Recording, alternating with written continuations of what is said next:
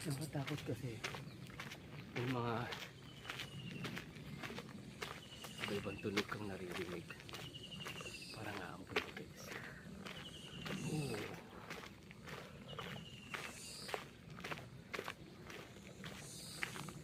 Ito ko sila duman guys.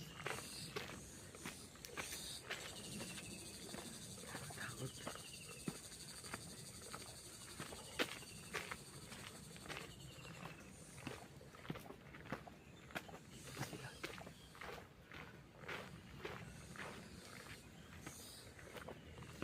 Usually daan naman to talaga kasi ginawa naman nilang daan eh. Nakatakot ako kasi wala na yung makasama ko.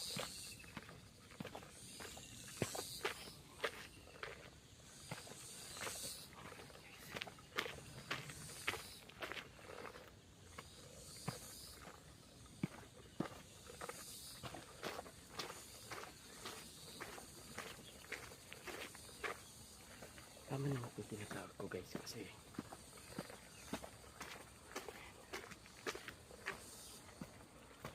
wait lang guys, wait lang.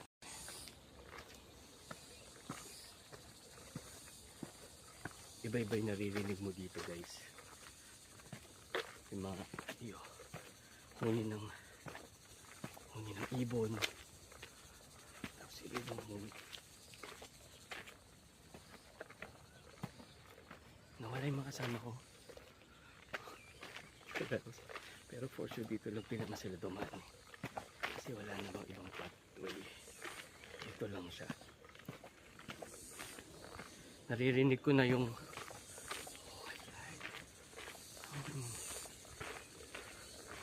tama naman siguro ito guys kasi yung